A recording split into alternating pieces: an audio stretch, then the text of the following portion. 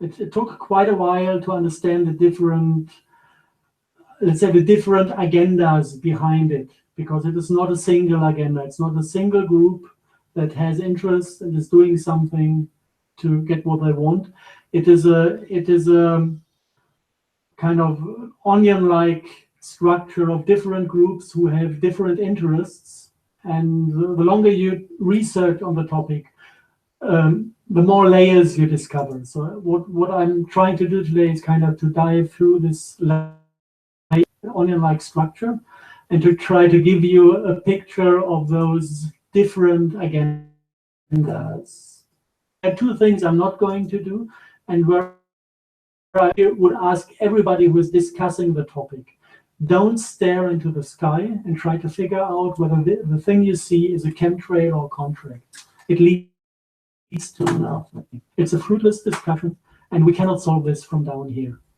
You cannot grab the stuff up there. You cannot make a chemical analysis. Just staring at it is hopeless. And the other thing that took me about 1 year, one lost year, is to deal with chemical analysis. This has one reason. If you make chemical analysis, you take a substance and dilute it in acids, and then whatever goes is the acid can be analyzed, and what you get is metal values. You don't have a clue, if you did that, about the chemistry you analyzed or the crystal structure you analyzed. If that is dissolved, is gone, and all you have is the metal. This is one problem. You don't really see what you have. And the other problem is that not everything is soluble in acids. And actually the entire core technologies that we could discover later, if you check them in the lab, they are all completely resistant to acids. So there's no chance to get the real McCoy by chemical analysis. Two things I'm going to completely skip, also out of time reasons. I want to enter the entire picture from a different angle for today. And this is if we have somebody who is doing things in secret. It's not published in the newspapers. You will not talk about it in public. Then you have the other side of the game, that somebody is trying to figure out what is happening. And then there comes this ugly word, conspiracy theory, and one feels isolated.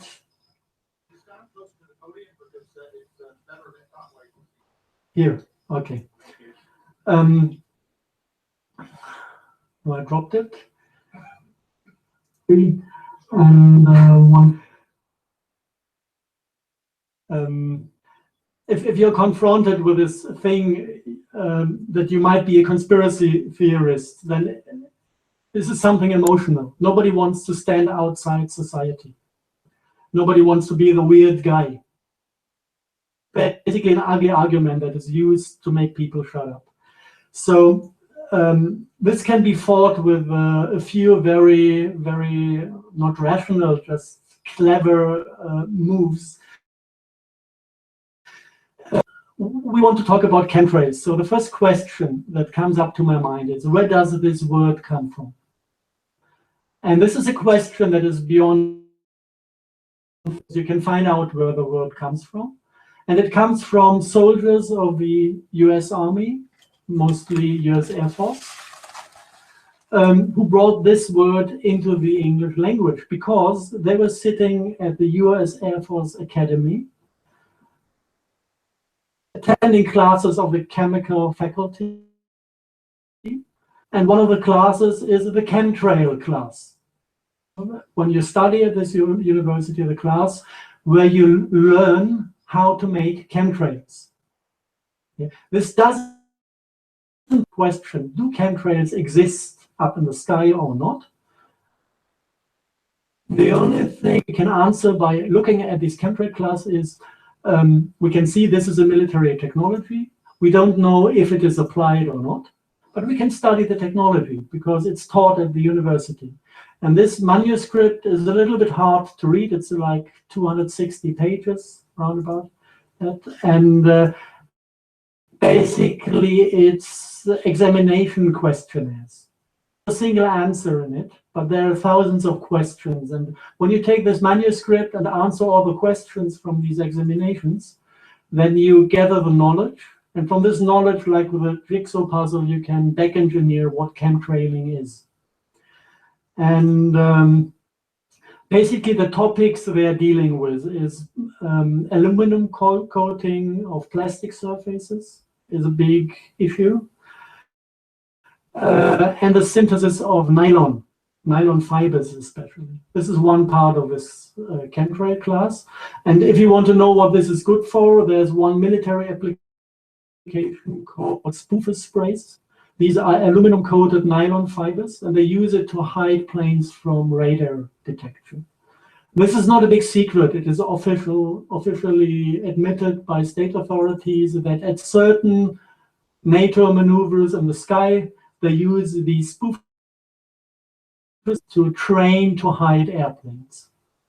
So this is one part that is described in this manuscript. The other half is a little bit more difficult to read and to analyze. It very, very much looks like that they're talking about spray pyrolysis, which is the production of crystalline nanoparticles in a combustion process. This is something that is done in industry when you want to produce certain types of nanoparticles. It's a very cheap and very efficient way to produce nanoparticles. There is in industry and in this manuscript. One possibility is you take like metal salts that you can solute in water, and then you take this water and run it through a ultrasound nozzle that is kind of turning it into millions of very, very small droplets. And these droplets are brought into the flame. And then the water evaporates, and the salt content of the little droplet forms a small dust particle. And if the flame is hot enough, it will eventually melt and recrystallize. And depending on the temperature and on the droplet sizes, you can create crystalline particles, you can create amorphous particles. This is one possibility that is within the range of spray pyrolysis. The other possibility is not to use water, but to directly use combustible liquids like methane or whatever. I think methane is within the US military the first choice. And then you don't even need a secondary ultrasound nozzle. You can use the ultrasound nozzles that create the vapor that is burned within a jet engine. So this is basically the chemical and technical knowledge that is taught in the chemtrail class. So we get an idea what this technology is about. We still don't know if it is used regularly, if it is used sometimes, if this is something that is meant for wartime and in peacetime, nobody even touches these technologies. We just learned something about the technology. Now, when you see how successful this way of looking at things is, we've answered many questions where other people were searching, talking, discussing years and years and came to no fruitful conclusions.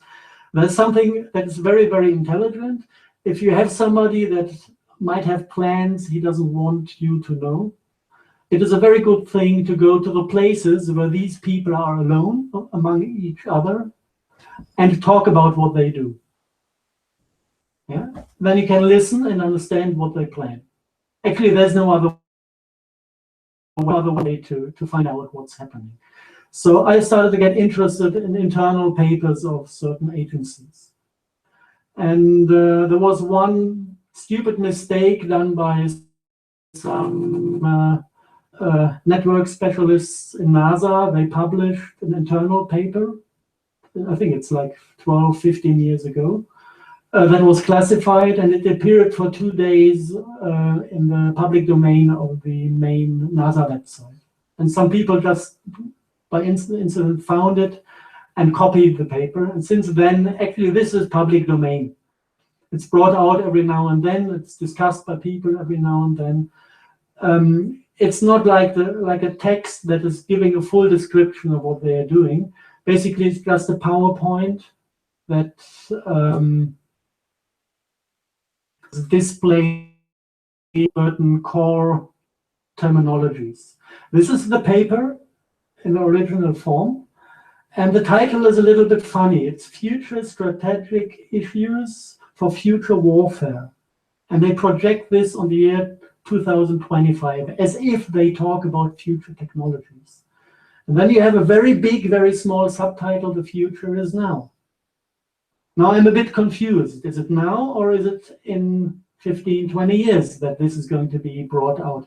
If you go into the entire thing, you find a number of irritating statements. This is kind of the second page, the little one on top. Bots, borgs, and humans, welcome to the future. Bots is short term for nanobots, nanorobots. Borgs is a term coming from Star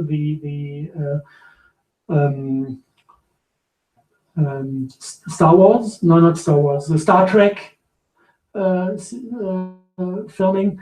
It's the species that is assimilating other species by turning them into half computer, half being. And humans, I guess they mean themselves, the one who are not affected by those games and rule the entire thing afterwards. And they just name a number of technologies that are going to be used in future wars. And they explicitly say the war of the future is not in between countries. They expect to have a world government. So the war happening on this planet is between the government and the normal people. And this completely different type of war will need completely different weapons. And then they list all those. And there are certain things that are solved for them on nano level, on the level of nanoparticles, sensor swarms. If you have the nanoparticles in the air, it's a swarm. And there's smart dust. This is something we will find later in the details we found in the environment. Nanotecs, things that are placed within the human body to give them opportunity to track you down every single second and read what you think and what you feel. And something that is not explained in this paper, they call it co-opted insects, whatever this is. I just want to point out at this moment that this is in their paper, because we're going to find things that are going very much to remind us of these words. Other things in this paper that are worth mentioning, weapons that are apparently legal. Yeah, they're talking about weapons that are hidden in the civil domain. Everybody is dealing with them, everybody is using them. One of them is the microwave.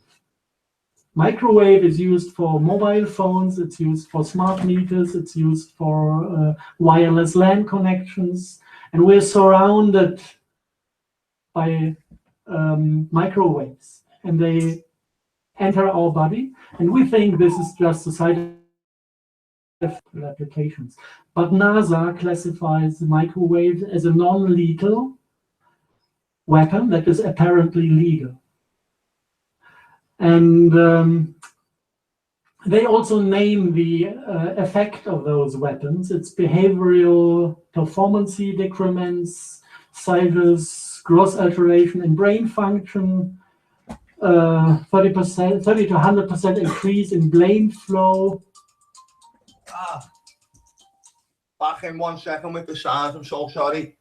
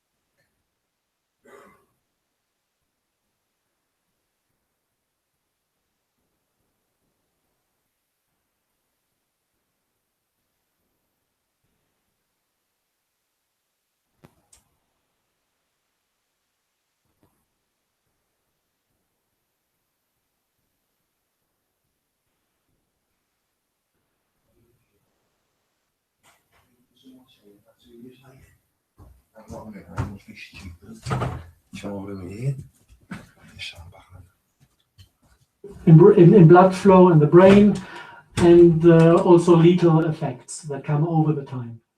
So this is weapons brought out on mankind that NASA is openly talking about, just projecting it in the paper to the future. And we are falling for this. We think it's something clever to have a mobile on your head half of the day. What they also have, and this is something that refers to Kara's work, is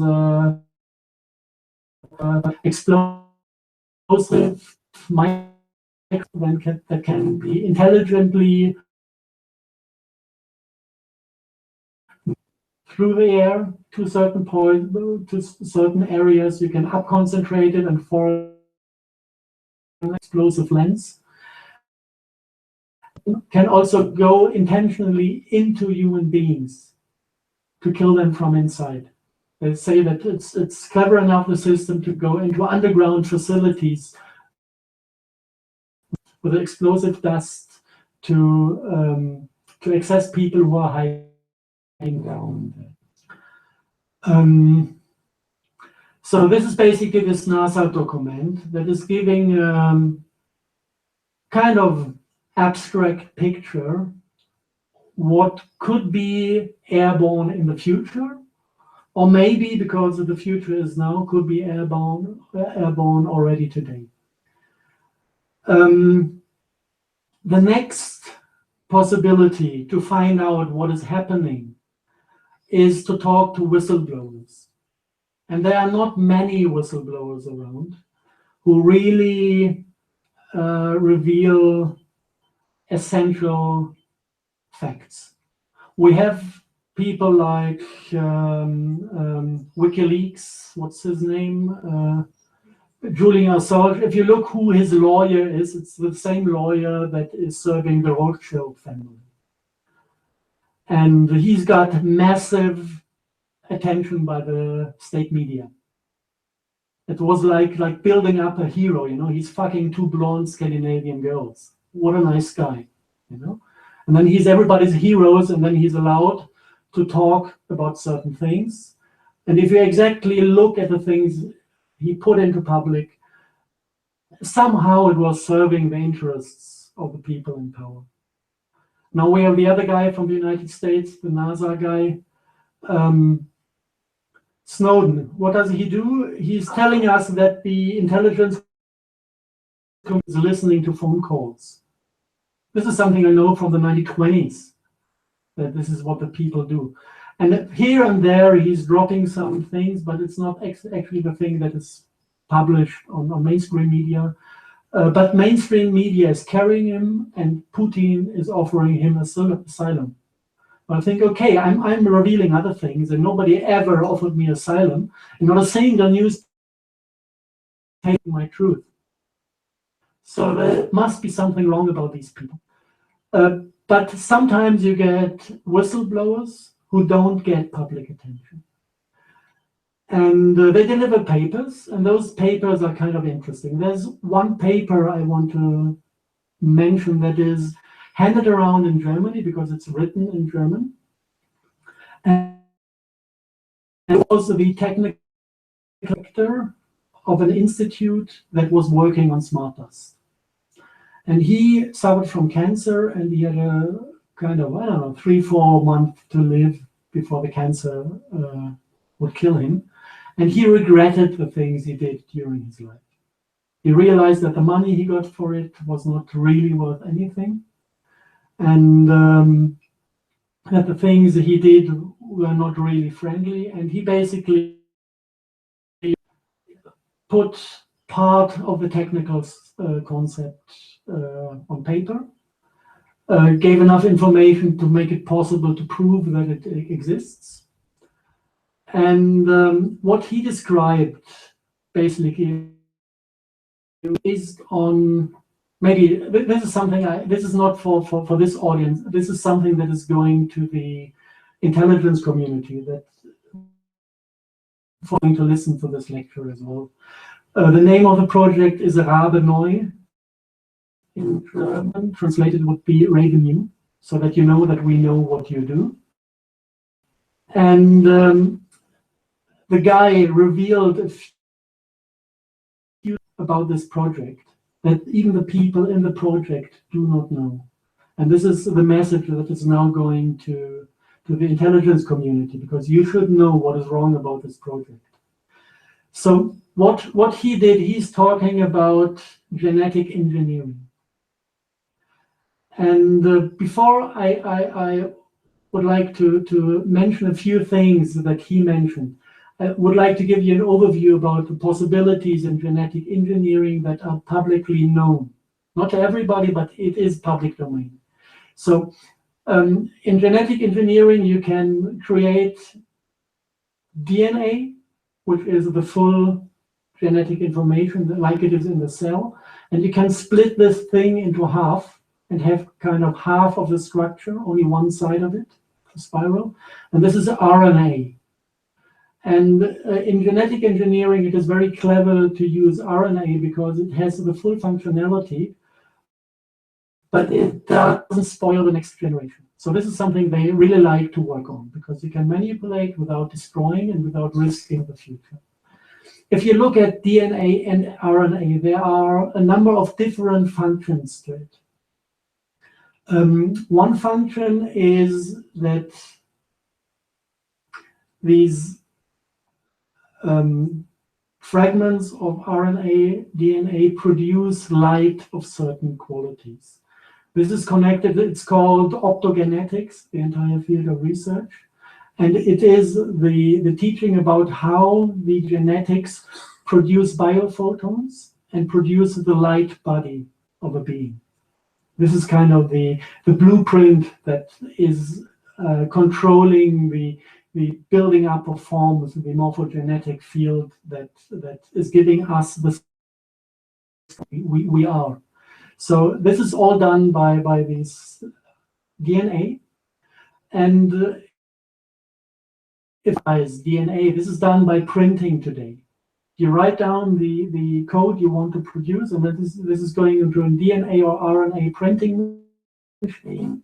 So you can define every single base pair of the structure and print it out. So one of the fields is optogenetics, to invent and produce little fragments of RNA, DNA that produce light. The second thing is this, and the second natural function of DNA is to produce substances. These parts of the DNA are producing RNA, the RNA is producing proteins, and the proteins start to build up the matter that the body is built out of. And also, like healing substances and poisons can be produced by cells. And this is one function embedded in a certain span in DNA. So this is something they say, there's medicine, for example, artemisinin, very expensive to extract it from plants. So they just extract the little portion of the genetic information that is doing this substance and insert it into some microbes, and then they can create artemisinin in big amounts. This is medicine, how that works. So we have light producing things and we have substance producing things. And then there's a new field of research. They realized that the base pairs can be mounted into a chain in a way that functions like a computer, like a logical element. And this is some, if you visualize this, it's like the old method with telephones, when you were dialing with sound. Every base pair has a resonance frequency. It's somewhere in the terahertz range. And if you hit the right frequency, it is opening, like a light conducting unit. And if you have a chain of base pairs that react on different frequencies, you need a sequence of sounds to open all the fragments to make the entire thing conductive. So it goes like do do do do do, and the next part of the genetic thing is activated to either produce light or to produce poison. And this is something beautiful out of their view of the world, because if you bring this RNA or DNA into the human body, you can kind of take a radio signal and activate it from outside to produce any substance you want, or to produce any light you want. Light is emotion, light is thought, light is everything. Everything we sense as experience of ourselves. And the substance can do everything with us. It can poison us slowly, it kills us immediately. And this is controllable by radio frequencies without risking that it is triggered without anyone to want it being triggered. And the guy said, actually, we know that this is dangerous to bring this out, so in the papers, so we introduced the deactivation code, like a line of sounds that is completely taking the system out, and so that it cannot be abused by other entities. This is what he said. And he said this is airborne since 2003 in Europe. And he said that the second war, the last war in Iraq, was only done to test the system. It was the only real reason for the war. This is what he wanted to tell us, or from my point of view, the important stuff. Then he said some things aside that I counted to be very, very important. I don't think he did. He said they spent half a year and $10 billion to optimize the cluster topology. And this is something that I guess says nothing to anyone here. But if you're into the topic, if it's like having a virus and you want to bring the virus into a human being to have him infected with this, cluster topology is of no interest. You need to think about cluster topologies. If you want to have this RNA or DNA clusters carry intelligence, carry soul, carry an artificial life form, then it makes sense. And if you picture this, we are infected with this RNA, and the RNA is forming a 1 millimeter distances around us.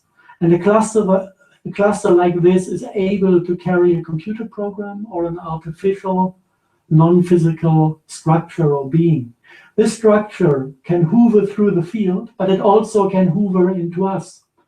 And this structure knows how to access the light production, and it knows how to access the production of poisons. And it also carries intelligence in itself. It has the ability to make decisions. This is something that is just implied by the fact that he said we needed to optimize cluster topology. It's a little bit far out. It's a little bit speculation within this, but it gives me a kind of triggering moment when I listen to the word smart dust. Yeah? I get the feeling that this somehow is related to this capability of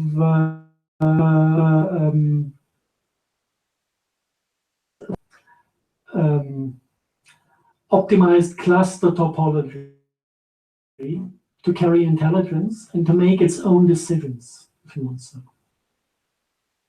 So this basically is looking at the spots where these people are among themselves and listening to some people who spoke out before they died.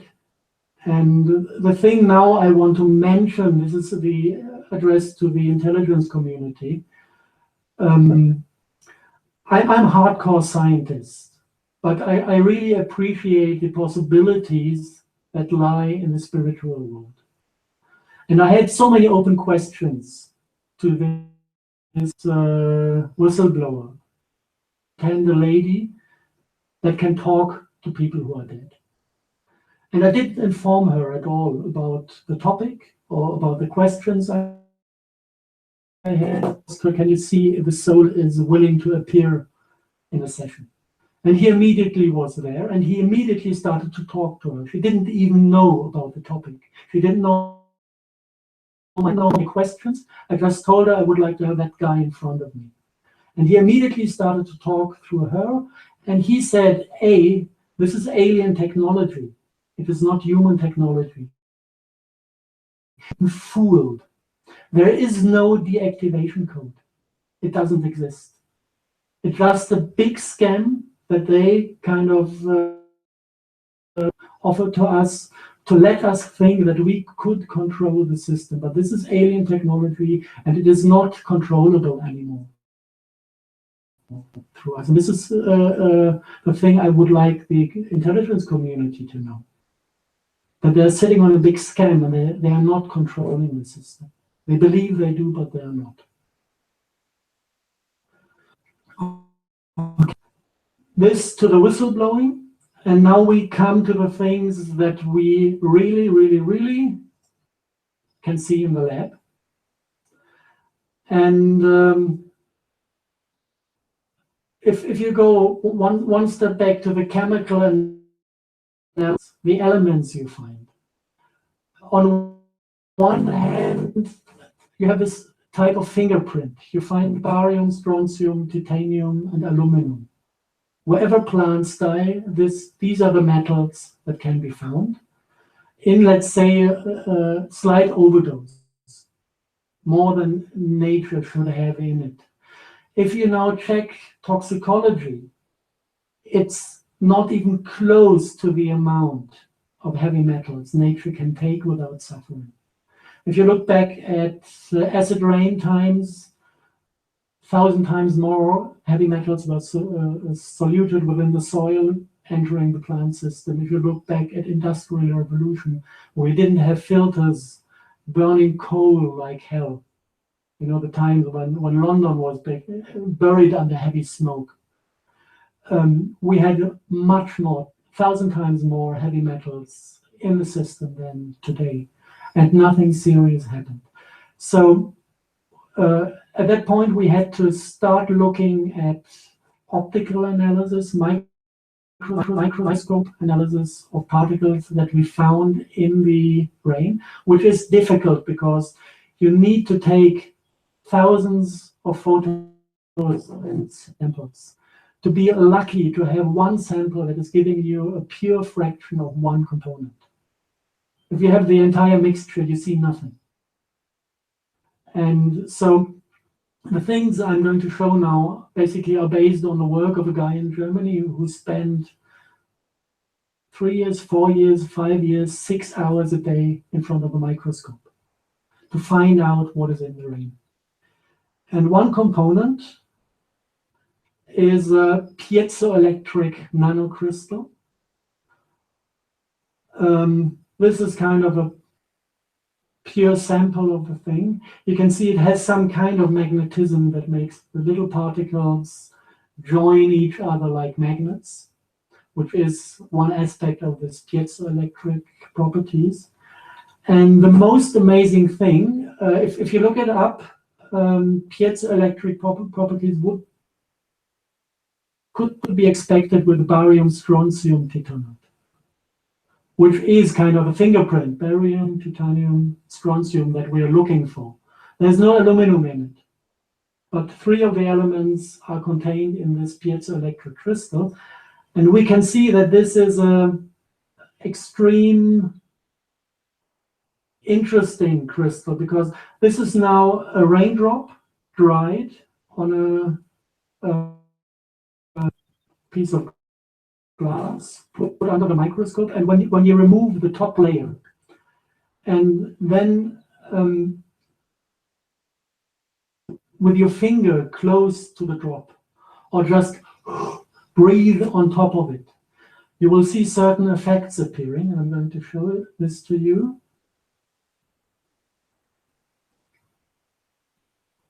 This is just a slight change in air temperature and infrared radiation from a human body.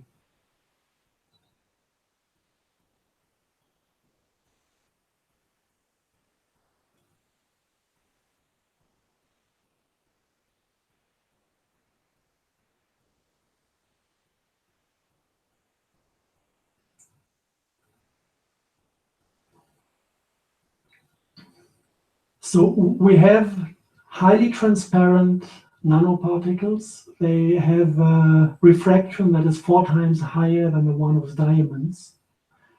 That if you look it up on Wikipedia, you can read there are scalar applications that they can be used in applications utilizing time reverse. It is a set of physics that is not in the public domain. It's scalar physics, but even in Wikipedia it is mentioned as one of the particles that has the ability to handle and process scalar waves. Let's put it this way, maybe it's the easiest. This is the reason for the plant death, because the crystal is highly transparent, but it absorbs UV light. At 2 nanometer wavelength, it is 100% absorbing UV signals. And this is exactly the frequency where the plants are processing the cell division impulse. Cell division occurs if a UV biophoton is hitting a cell. This is kind of the trigger to tell the cell, please divide into 2. And if you have these particles within the plant tissue, you absorb all these cell division signals and the plant stops growing. This is actually the thing that caused the mad cow in the 80s. If you look at the medical research concerning mad cow disease, you find that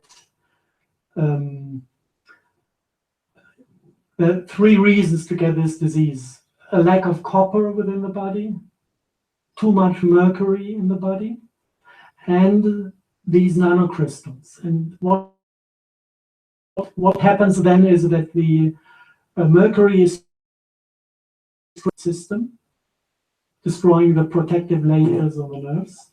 The copper, the lack of copper in the body makes the single nerves dissolve into chain parts. It's a protein, a prion, and a copper, protein, prion, copper.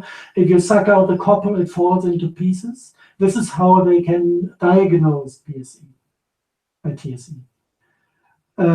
by measuring these protein, prion. And then something very interesting happens. These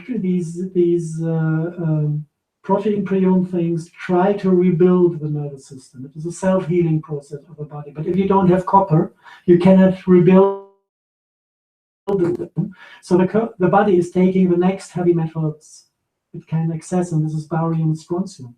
So it starts building a nervous system that is based on protein, prion, barium. And this is kind of an antenna for electromagnetic fields. So you're rebuilding a nervous system that is sensitive on electromagnetic fields. And not only that the nerve itself becomes sensitive, also the barium strontium titanate nanocrystals, they display barium and strontium on their surface from the crystalline structure, and the new built nerves kind of grow onto the crystal. So what you get is a new connecting point for the nervous system that is piezoelectric. And whenever this is receiving a signal, it's firing electrons. So you have a direct access to the nervous system of a human being. This is one nanobot that you can find in the literature. Nobody knows that it is 100% identical to TSE with the mad cow disease and with the Creutzfeldt-Jakob disease.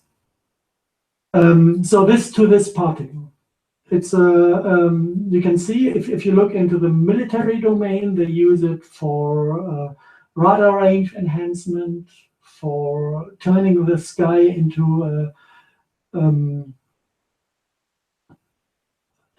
optical lenses and optical mirror setup. You call it horizontal drift plasma antennas and columnar focal lenses, so that they can play with electromagnetic signals and radar signals by turning the entire air, the particulate plasma, they bring out controllable technical unit to direct and redirect all sorts of signals.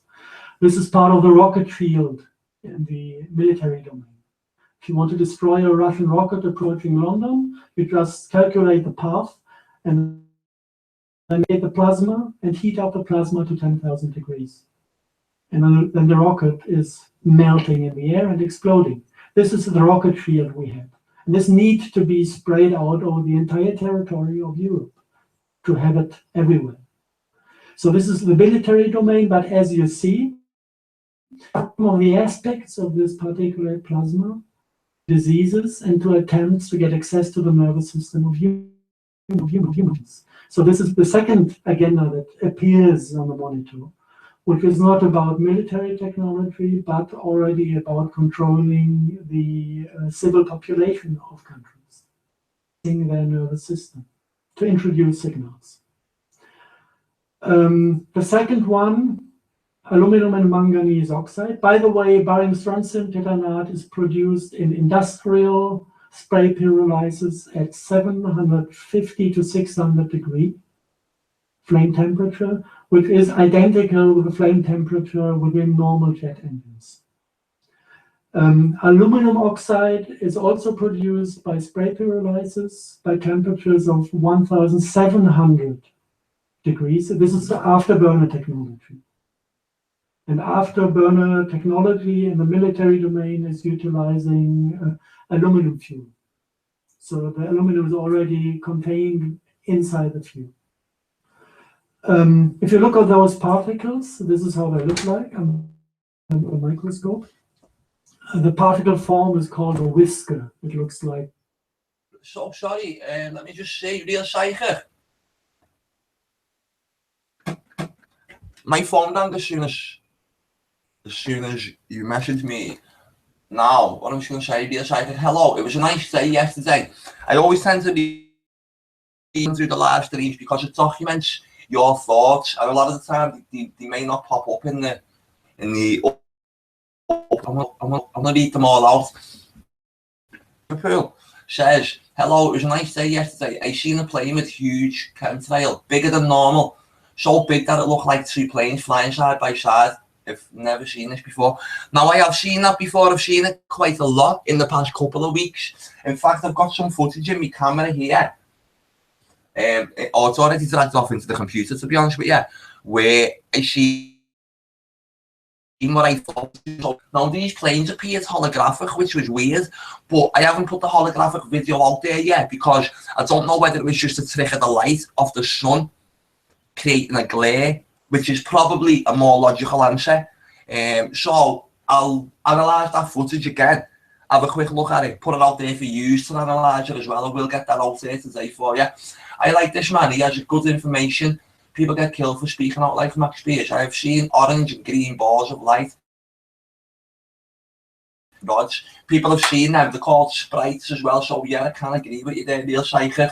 Let's get him back on because it has been interesting for another, well, it's 2 hours and 10 minutes long, and we're 40 minutes into it. We've got another hour, yeah, and then I will put another talk on because I am going to leave this.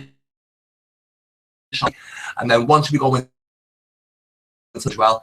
So this is Enchanted LifePath TV Liverpool. We are monitoring the skies of Liverpool right now. And who do I think I am? I sound like some sort of radio. But I am teaching myself how to be more of a presenter. So keep watching and I will answer.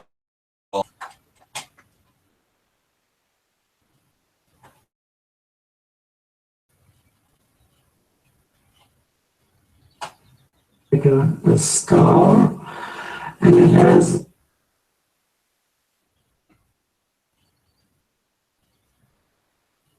this special ability to attract electrons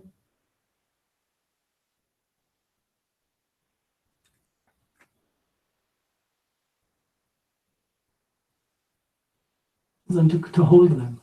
So this is the function of this particulate plasma in the military domain. The barium strontium titanate can be activated they do look cheap through.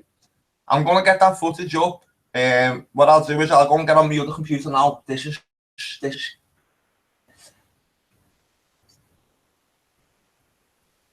I wonder if I'd be better doing this out the front room.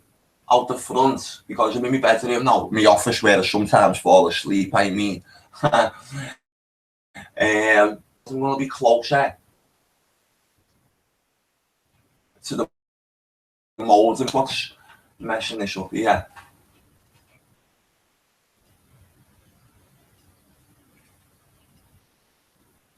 I think it's crashed, it's going to go off on me.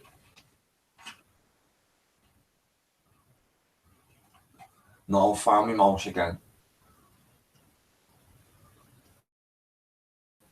Spit out electrons, and the aluminum oxide is carrying them for a long time. Just to show that this is what we have on daily basis in the environmental monitoring, both those two nanocrystals. This is also connected to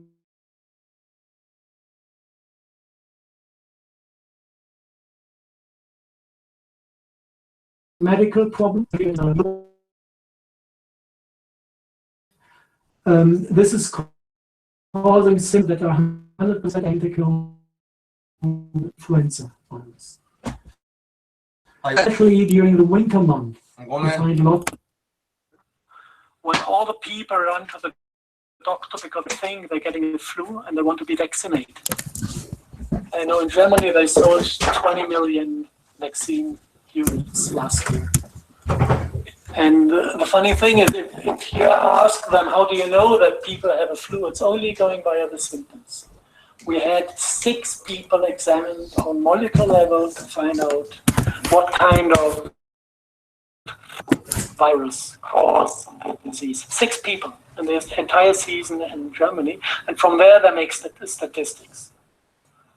So basically, this is sprayed hysteria, and it has nothing to do with the virus, and running to the doctors to get vaccinated is suicide. Okay, the next thing that you can find in environmental monitoring are Morgellons. Yeah, if you look at the things the vaccination is containing, starting with mercury, this is pure poison. Chelates that body, you start realizing that there's a plan behind it. This is, we know all this about the TSE scandal because of one guy called Purdy. He was a farmer in Great Britain that had a biological run farm. And he refused mandatory vaccination for his animals. None of his cattle had TSE. Not a single one. Just because he refused the vaccination. Make it a better picture now. Moment when he woke up.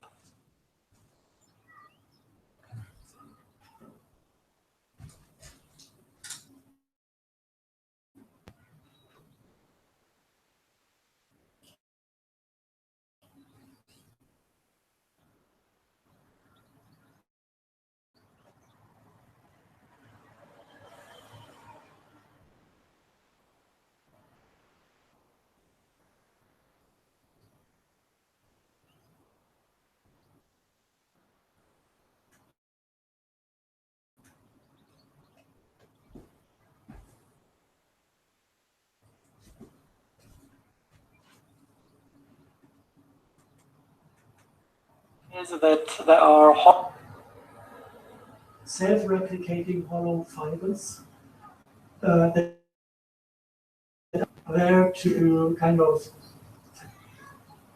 read the light in your soul, transform an electromagnetic radio signal that is detectable via satellite and ground stations.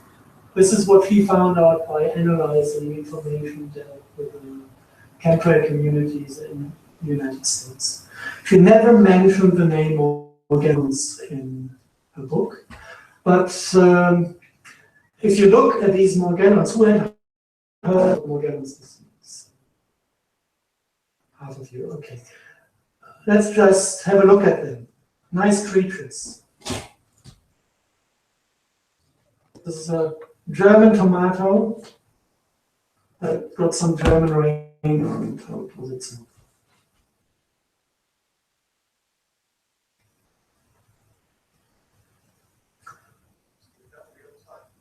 This is real time. This. Now watch the more.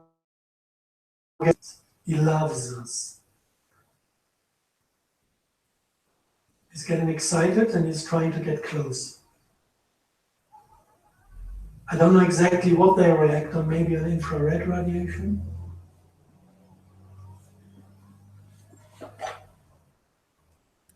So these are basically, it's mycelium of a certain type of fungus. And this fungus is, first, if you want to look at it, it's airborne. It's not a single fiber here and there. It is glowing under UV light. So if you take a UV lamp at night, you can see those fibers airborne.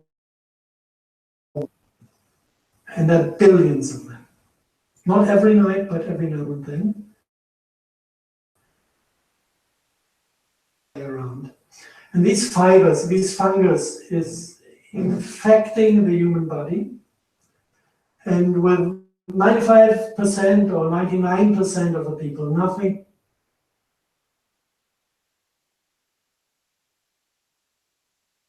Sorry, I'm just trying to sort this feed out real shaky. And I was just going to share the screen just to show you the documentary for a couple of minutes. This spectrum happens. They're just embedded. I might start it again. Do you think I should start it again? If you say yeah, I'll start it again. Somewhere. And you're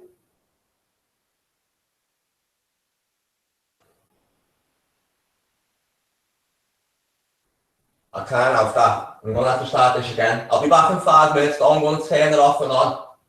Because that's the biology is keeping the fungus population low in your body. They just function as a plasmonic antenna.